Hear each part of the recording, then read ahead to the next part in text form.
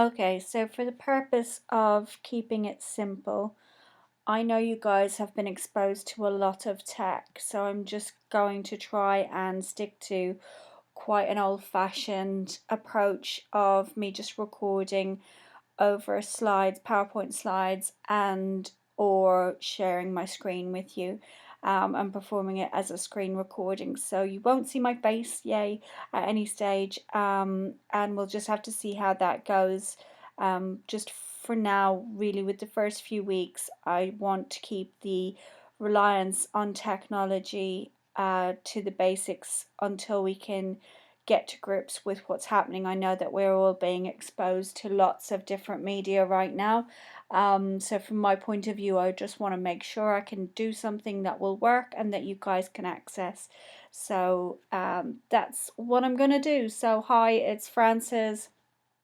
Uh, Hopefully, as you know, you'll have seen the welcome video on Canvas. I'm going to be the module leader for land law, and you'll hopefully get to see me at Cambridge and Chelmsford and also online. So whichever delivery model you're opting for, you will be able to interact with me.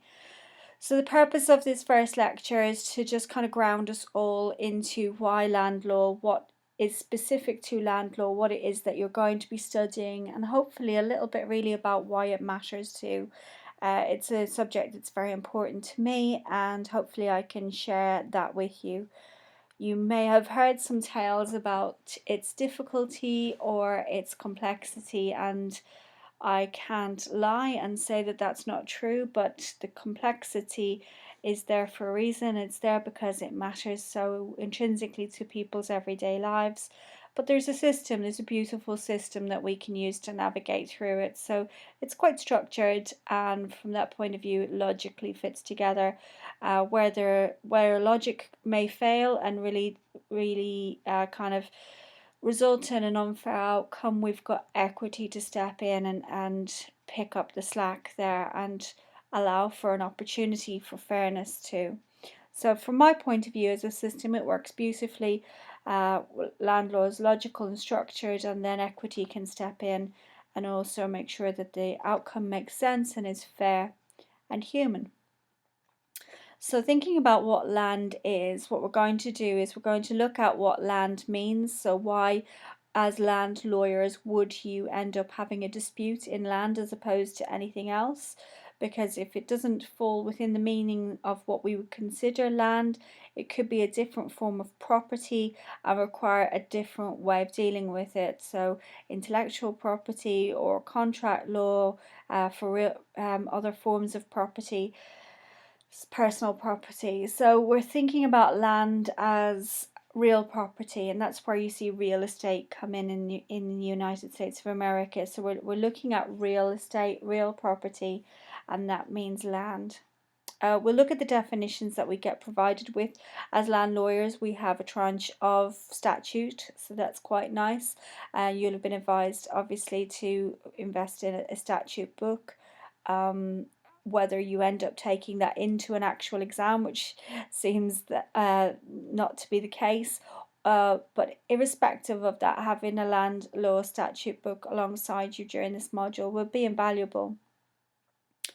And then the statutes that are there impact on not just how land is defined, but how we interact with it and how it can become a transaction. So how do we then process the sale of land, and not just the land that you stand on or the land that you can touch, but the relationships between land that then get transferred. So if with my land somebody has the right to use it in a certain way, or there's a prohibition on the right of using it some way, that right will transfer with the sale of the land itself. So it's very important as land lawyers, we don't just think about it as an object, but we think about it as relational to the other people that surround it. We also need to know what the difference is between something that is a fixed, so something that is fixed to the land and therefore will be sold with the land or come with the land, and something that is a fitting and can therefore be removed and transferred to another property. So that again, as land lawyers, matters because we could have a dispute pertaining to a fixture, which means that land law will step in. If it's a fitting, it could be a contract law matter, and we as land lawyers might not care. It might be for some other area of law to deal with. Obviously, if you're sitting in an office, you don't tell them to go to another office somewhere else in the building. You just need to know which strain of law it is that you would implement as a practicing lawyer. We'll look at then the role of black letter law and how that interacts with the conceptual notions of property and specifically land itself, and the emotion and the socio-historical factors that underpin that. It might not be of interest to you specifically. You might just want to know how to practice using black letter law, but obviously there is theory that underpins every aspect of law, and we end up with the law because it responds to a societal need through time. So socio-historical factors matter, and especially when we're dealing with something that is so emotional. So we can look at that together too. So when we're thinking about a legal definition of land, helpfully, as I've said, we have a lot of legislation. So the Law of Property Act 1925, where we'll commonly refer to as the LPA, provides us with general definitions under section 2051. And those are listed within section 2051(9). So what I'm going to do is, I would ideally, if we were in class, have you access your statute book. If you've got one to hand, that would be great. Otherwise, we can go onto the legislation site and get ourselves comfortable with navigating that together. So we've got section 205 of the Law of Property Act 1925, which is up top, 205(1) and down to 9. So 205(1)(9) evidences that land includes any land of any tenure, which means holding, mines and minerals, whether or not held apart from the surface, so also up in the sky, buildings or parts of buildings, whether the division is blah blah blah, and other corporeal hereditaments. So that phrase there, corporeal hereditaments, might seem terrifying, but corporeal, if you think of corpus or core, it means body or a corpse even. So something that we can physically touch. So that core is something that is physical. So any kind of physical element to land, like a tree or a hedge or a building or a shed, anything that's physical will incorporate land. Also a manor, well, an advowson, which is a religious dwelling, and a rent or other incorporeal hereditaments. So again, try not to be fazed by the use of these old-fashioned terms. So if it's not corporeal and it's incorporeal, that means it's not got body. It's not something physical that we can touch. So therefore it's relational. It's something that is a relationship between two parties, and that could mean an easement, a right, a privilege, or a benefit in or coming from the land itself. So these are the ways that a land lawyer has to know that their subject matter is called into question, because you're either dealing with something that is physical land itself and it's corporeal, or it's relational to the land. It involves a relationship that comes from that land itself, and therefore it will be incorporeal. So that is a helpful section 205(1)(9) definition of land for us. Land including those real physical items that we can see, touch, live in, lie upon, and also the intangible relational stuff between two parties about the land. So thinking then about a transaction regarding that land, so what happens whenever we pass land from one party to another? We call that a conveyance. So we would call that transfer from one place to another a conveyance. And section 62 of the Law of Property Act 1925 tells us what is included whenever there's a conveyance.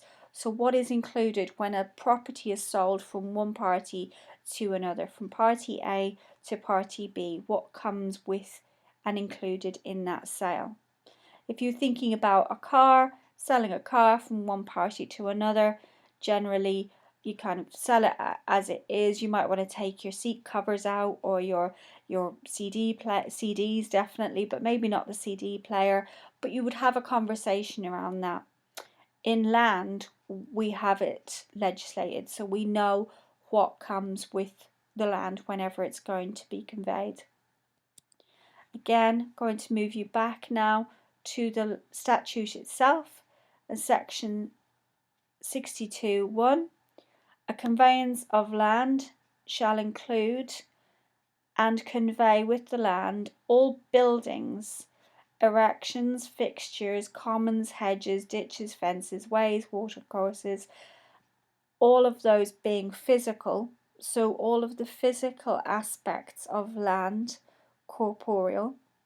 So all the physical elements that are being conveyed of the land itself will pass on sale, but then also the liberties, privileges, easements, rights, and advantages whatsoever appertaining or reputed to appertain to the land or any part of it.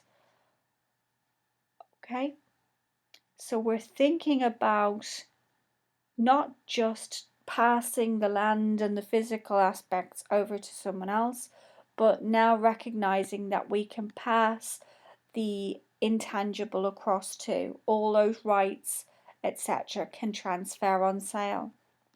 And that's effectively what this whole module becomes about. It becomes about recognizing whether those parties protected those rights appropriately, and whether we can see that they exist, so that when a land is transferred to a new party, that we've confined them and it's passed across. So say for example, A is passing land to C, we need to know about B. We need to know about the fact that B is living there. We need to know about the fact that B might have the right to wander across the back garden every Sunday to go to church, or that B might be able to stop C from running a business there. So those rights that attach to the land will encumber the land, and we need to find out about them, because when property is going to be sold, it's going to pass along to them as well. So then we think about the land passing, and unfortunately at times, especially as land lawyers, you'll have seen it in criminal obviously and some in tort, but there are some Latin maxims that aren't actually all that helpful to us, but become something of interest to ponder and to consider as land lawyers. So the first one you see there, quis est solum, est usque ad caelum et ad inferos. Sounds fantastic in some way, I'd imagine, but also quite confusing. So the basic intention behind that is that he who owns, or they who own everything, will also own it to the clouds and to the center or the core of the earth. So this idea of you own everything going upwards to the sky and to heaven, if such a place exists in your mind, and also down to the pits of the earth, the core of its being, to hell. So that Latin phrase effectively means that if you own something, you own it all the way up and all the way down. And that sounds glorious. That sounds lovely, that you've got this plot of land that isn't just the thing that you physically are on. That obviously you can go upwards because you have to build a house on it. Obviously you have to go downwards because you'll need some foundations. But that because you have this parcel of earth, you might own all the way up into the sky and all the way down into the core of the earth, is quite far-fetched, and obviously impractical. If you think about all the things that are over our head, and below us, especially in somewhere like London, it would be impossible. Society wouldn't be able to function if we all had this parcel of earth that was like the bat signal and beamed upwards, and we owned everything above us, and we could beam downwards and own everything below us. We wouldn't be able to have pipes or planes or wires or anything going anywhere, because we would all just own what we owned and nobody could go above or below it. So therefore that means that, again, the law has to step in and regulate in those situations. So there'll be many situations where obviously we can have planes going above, we can have coal being mined underneath us, petrol being dug for, we will have tubes running underneath us, we will have electricity cables, sewage, drainage, water going in, water going out. So there are a range of legislations there that allow for that to happen because the state has to intervene. Ultimately, in the UK, there is no such concept as ownership because the state owns everything. The Queen holds the whole of the land.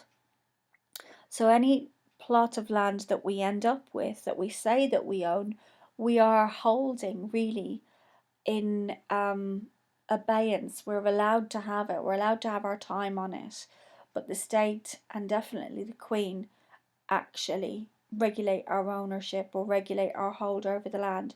We'll look at that in a little bit more detail when we look at these constructs like estates and interests that don't relate to ownership, they relate to just holding the land for a while. So obviously our hold of the land is then regulated by other people's ability to go over us and under us when they need to. And that's all very clearly regulated and mandated for by the legislation that you see in front of you. So there's no need to go into that in any depth. I'm not going to expect deep knowledge of these acts. It's just important to know that this stuff is constantly happening and is regulated for. So then you might think about things that are found on land. There's this whole notion of finders keepers. So if something is on my land, does it then become mine? If you leave something behind, does it become mine? If somebody wanders across my land and drops something and they don't realize, does it become mine? How does that work? And that might be of interest to you if you've ever found something. Parker and British Airways board deals with that, where somebody lost a gold watch or bracelet in a bracelet watch in the lounge of an airport, and the person who found it felt that they had claim to the watch, and the airport disagreed and wanted ownership of it. So then you're looking at, in that situation, who has the best title to the item that's found on somebody's land. And the old adage of finders keepers is true, but only up to a certain point. So in that situation, you've got to look at the person who first of all owned the item. So yeah, we've got a gold bracelet, sorry, not specifically a watch, a gold bracelet being lost in an airport. Who then does it belong to? Does it belong to the person who found it? Does it belong to the original owner? Does it belong to the airport? And the outcome on the case stated that the best title always resides to the true owner. So the true owner of the gold bracelet had the best title. The finder comes next, but the only proviso to that would have been if the airport had exerted some control over findings in some way. So the airport could have indicated through signage or through a lost property policy or some sort of notice board at lost property as to whether if it wasn't claimed by the true owner, that it related back to them in some way. So yeah, it's about control. It's about control over the land itself. So if something gets lost in my home, I don't need to put signage up. It very clearly vests in me because I have control over my own land. But if it's lost in a public area, it's always going to belong to the true owner. If they cannot be found, or they don't realize, or they don't reclaim it, the finder will end up with title to it unless there is some sort of control over lost property in that place, and that has to be very clearly spelled out.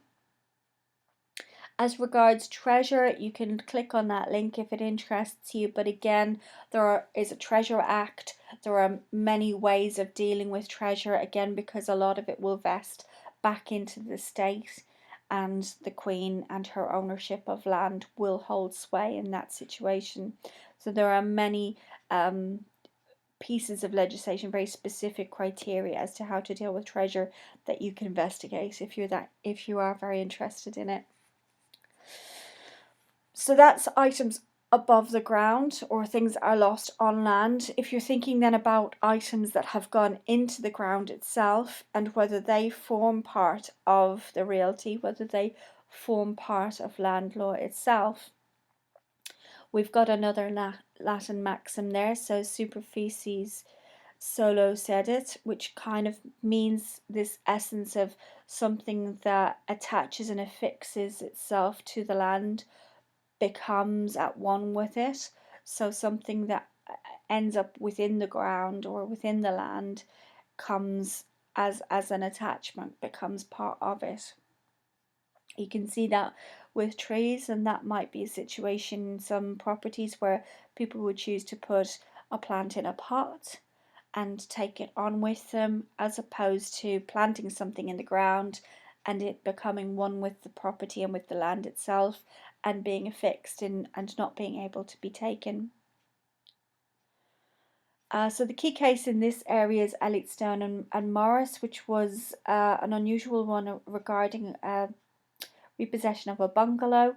So whether the bungalow itself was a movable item, or because it rested on stone pillars, there was an argument that it was movable in some way. But it wasn't like one of those kit houses that are built, or like a shed, or it was a solid built house of one level, so a bungalow, but it was resting on stone pillars. And the outcome in Ellison and Morris is this notion again that yes, of course, it should become part of the land, because you've got a bungalow that may be separate from the land and resting on its own weight and not physically attached, but that it's common sense really that the house isn't really removable. It's not going to be something that can be dismantled and taken away. It's yeah, the only real way to get rid of it would be to plough it down, or to demolish it in some way. So therefore it was intended to live on that piece of land and to become one with the land. So we have a case there where we have something resting on land, but the reality of it is it was meant to be someone's home, and it was of such a physical nature that it became part of the land itself.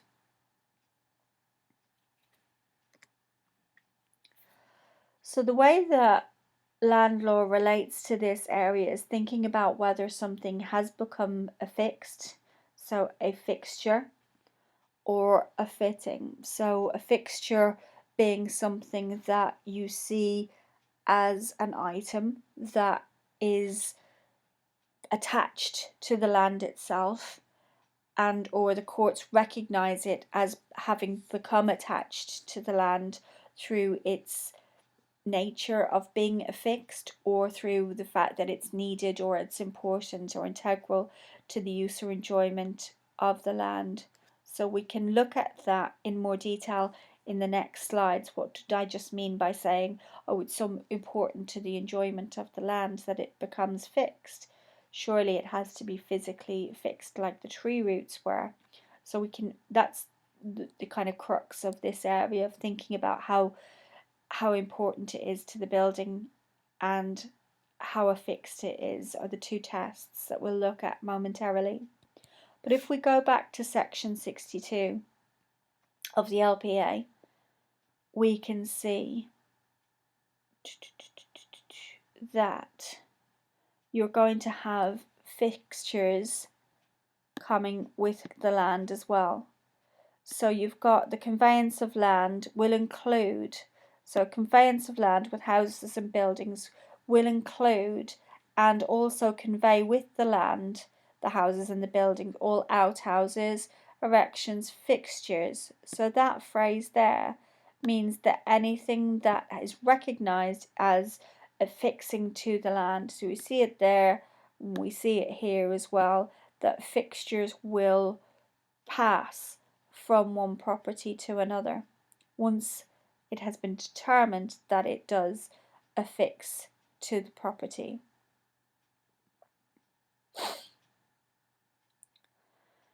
So the fixtures will pass with the conveyance of land, whereas fittings or chattels will not. So a fitting or chattel is a personal item, so we're looking at proprietary or property versus personal here, and we will always be doing that. Is it proprietary? Is it property? Or is it personal? Is it something that passes like a car or like a laptop? Or is it something that we as land lawyers under section 62 need to convey? So fixtures are part of the land and have to be conveyed with it. Fittings don't. Helpfully for us, a lot of the kind of key issues under this area were in a modern setting discussed in a case called Botham and TSB Bank. So Mr. and Mrs. Botham hadn't kept up with their mortgage and the bank are seeking repossession of their house. And the courts have to decide whether certain items within the property have to be left behind in order to become part of the repossession, or things that the Bothams can take with them. And they gave quite a nice tidy list actually of items, and it's worth looking those up as to whether certain things were fixtures and whether certain things were fittings. So things like baths, the toilet, things that were fitted in the bathroom and in the kitchen, so things like kitchen sinks, kitchen units became affixed and were fixtures. However, things that might seem obvious like curtains and kitchen appliances that weren't integrated, like washing machines and dishwashers and cookers, were chattels or were fittings that could be removed. There were, however, some interesting items like curtains, like carpets rather than curtains. So you would think that a carpet is affixed in some way, it's been measured, it's there to add pleasure to a room and for the purpose of the room to work. But still in modern law, we have an outcome in Botham and TSB recognising that a carpet can be something that can be taken up and moved away. A very old-fashioned way of looking at a carpet there, like an old-fashioned carpet in a room that would be rolled up and moved from property to property. But where we've got more modern dwellings and fixed, cut carpets that are tacked in, it seems like an odd outcome. But that's the outcome of the courts in Botham and TSB. And to be honest, in a modern situation, in most conveyances now, people are having to list items that are staying within the property. There'll be a fixtures and fittings list sent to the previous owner so that the new owner knows what's coming, what's included in the conveyance. So a lot of this, unless you've had a really poor conveyance handled by a solicitor, a lot of these issues will be very clearly spelled out during the sale transaction itself, and only having to go to court in very extreme measures. Because obviously, in a situation where you feel like you're walking into a fitted kitchen or a fitted bathroom and that's not what happens, but helpfully you've had the curtains left behind, you're going to have to turn to the law, you're going to have to deal with a situation where you walk in somewhere, and if that box wasn't ticked, if your solicitor didn't ask for it to be included, you're going to have to go to court and ask for recompense in some way, because as we can tell by Botham and TSB, all of those items, perhaps save the oven, which seems removable, should have been included in the conveyance. So how do the courts decide? How do the courts look at a situation and determine whether something is really important to a property? There are two ways of doing it. So the key test is kind of combined, especially in Elliotstone and Morris. They combined the two really, because it wasn't enough to look at how attached to the property it was, which is the first element, the degree of annexation. So how affixed or attached is something to the property is the degree of annexation. It wasn't enough because it was resting on its own weight on stone pillars. So they also had to combine that with the purpose tests. Why is it there?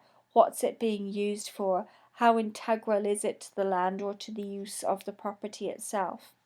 And those two tests combined can give very helpful outcomes for the court in considering whether something becomes part of the land and should pass, or whether something is a removable object that can be taken.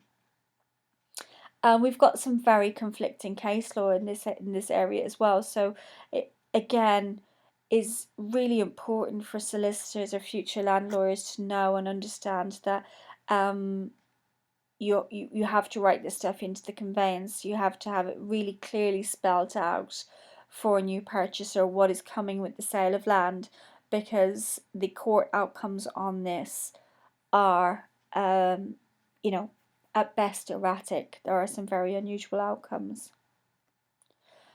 So as regards the degree of affixation, or the kind of amount of which something is attached to the land, so something that has been attached or affixed to the land, we saw it with tree roots, becomes part of the land and is conveyed with it, but something that is resting on its own weight, like a plant in a pot, would not, and would be movable. So we see two cases here as regards machinery in a factory. So Holland and Hodgson, obviously very industrial revolution date there.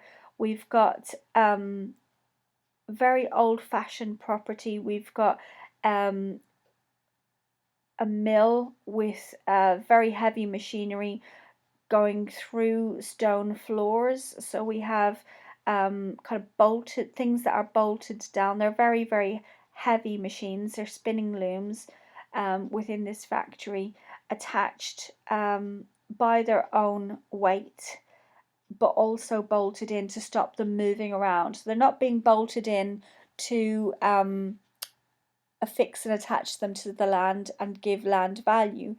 They are being attached and affixed in order to stop them moving around, really. But in that situation, they were deemed to be fixtures. So because of their affixation or annexation to the land, the fact that they were bolted down, as well as being held down by their own weight, they were deemed to come with the property in the conveyance. When we look at that in a more modern setting, however, in Hulme and Brigham, we see heavy printing presses, and these are on the floor. There doesn't appear to be any affixation to the ground as such, but they are attached to bits of the property through their drive shaft, so they have gone into the land in some way through the machinery that they're working, that is causing them to work. And again, if you think of Holland and Hodgson, the reason for Holland and Hodgson for the machines to become attached to the land wasn't really to make them part of the land, it was to stop them moving about, but they were still deemed to pass to the new owner because they were sufficiently affixed. In Hulme and Brigham, again, we have them attached to parts of the land to help the machines work, not because they are going to become part of the land. And in that case, they were seen to just be an item that could be removed. So they were fitting. They weren't affixed sufficiently to become part of the land and to be conveyed. So we see two totally different outcomes there around very similar material. We have got two sets of machinery in some way being annexed to the property, but two totally different outcomes. Similarly, when you look at items of beauty or of things that add to the nature of a building, there are many cases. There are ones about stone lions and beautiful benches and some landscaping that's done with specific planting and in pots, etc. These two cases are about tapestries, so the sort of things that would be attached to the land on the walls. So we've got Rhy Whaley in 1908, where we have items affixed to the wall. So we've got kind of the tapestry style. We have them stretched and attached to the wall, but they are seen to be fixtures because in this situation their beauty was of such that they added so much value, they became affixed and attached. However, in Lee and Taylor, we don't have such value attached to it. We there even had them nailed to the wall itself, and we don't see that they have become sufficiently fixed because the purpose of them wasn't integral to the design of the room itself. So when we're looking at purpose, we're looking at objectively whether when designing that room or that garden or the property itself, whether the item has become a part of the design. Where it's become part of the design, like in Rhy Whaley, it will become affixed, it will become attached. Where in Lee and Taylor, is just a thing of beauty that could be enjoyed elsewhere and hasn't been integral to the design of the property itself or the room itself. It can be removed and it will be seen to be a fitting. So hopefully you can see those tests in action. You can see how when looking at items within wherever you live, whether certain items look like they have become sufficiently attached to the property itself that it's expected that they'll stay, whereas other items that maybe are more personal in nature or more less integral to the building itself or the design of the building itself, something can be moved on. But as I say, ultimately every day when this is being conveyed, it's for the solicitors to very clearly work through a fixtures and fittings form and evidence on there what things stay and what things go when something is going to be conveyed. So then really as property lawyers, it's up to you really as to how in depth you wanted to think of some of this stuff. For me, it really matters, but it's also very easy to detach and just kind of look at what the law says, what the statute is, and what the case law tells us. So that just very clearly the black letter of land would tell us how these relationships are being regulated according to the state's mandate. What does the state say as regard the status of land under the legislation that we've already looked at, section 62 and section 205 of the LPA 1925, how we use it, how the relationships are handled, and then also we've looked at cases as to how some of that can be interpreted. So that's black letter land law. That is black letter law in general. So the state mandate as to how we behave, and then the judicial understanding of what that means to the two parties in front of them. But then if we think about why we have that or why we need it or how it works and whether it's okay and whether it's fit for purpose, for me especially, and for an increasing number of property academics, it's important to know that society and history and people's roles within them have really influenced what even we think of as property, bearing in mind that women and or people have been property at times. So for land lawyers who can access land, whether women can hold land, a woman's place within a marriage and her relationship to her land, a cohabiting partner now is the current big deal, as to, if somebody lives with somebody and they're not married, what their role is within a property dispute and how they can evidence their hold over property. Increasingly, parents who are involved in helping children buy property, and or children who maybe have a better grasp of the English language than their parents and start to take over their um, profile or their property portfolio, and the parents' ignorance of the hold of the child over some of their financial transactions and property relationships. It's some quite interesting things playing out at the moment. But yes, our personal and our family situation really matters when it comes to property.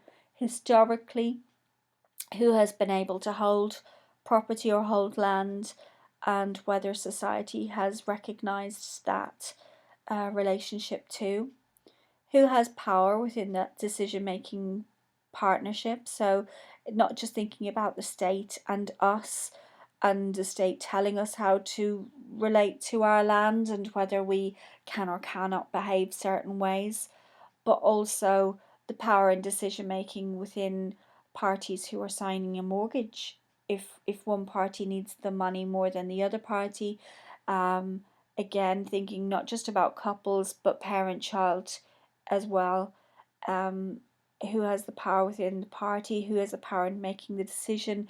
Do the bank get involved? Are the bank going to be duped in some way, and what happens there? So all of those relationships you're going to see play out during land, because we'll see a variety of people. We will see tenants, we will see lodgers, we will see cohabiting couples, we will see parents and children. We're going to see all sorts of relationships, and obviously we're only dealing with them now in today's land law, but land law before us and land law after us will change, has changed, and impacted on how those people have relationships to land.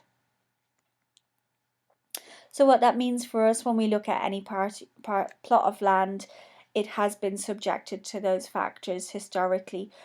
We're primarily going to look at registered land and land registration process, but there are still parts of UK land law where there is no registration. We don't know what the relationships are on that land. We can't go to land registry and see who those people are, where they are, how they have a relationship to land.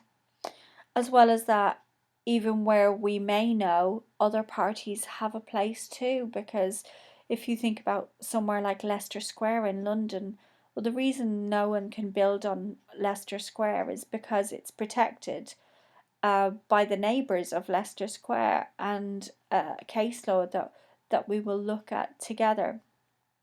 When we're looking at easements and we're looking at covenants, we'll see these relationships where somebody can't build somewhere because it would affect someone else's use and enjoyment of that land. And that's through history, that's through time.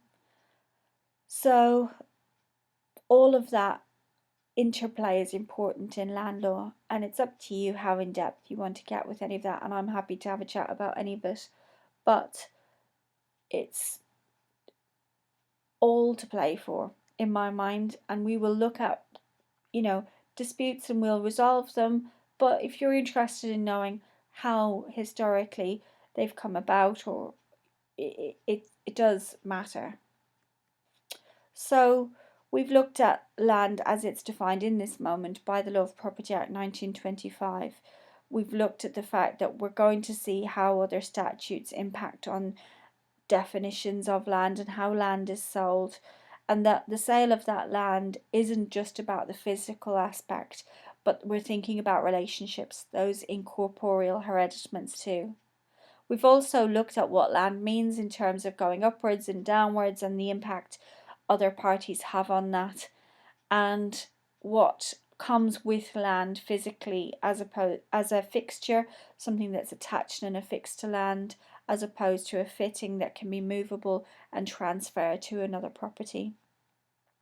And that ultimately the reason that we are dealing with this is not just because of black letter law of statute and judicial interpretation, but that there are theories underpinning this. Society and history have had to accommodate a number of different relationships with land as an entity itself and other types of property, and as to who can hold or enjoy those. So I hope that's been helpful.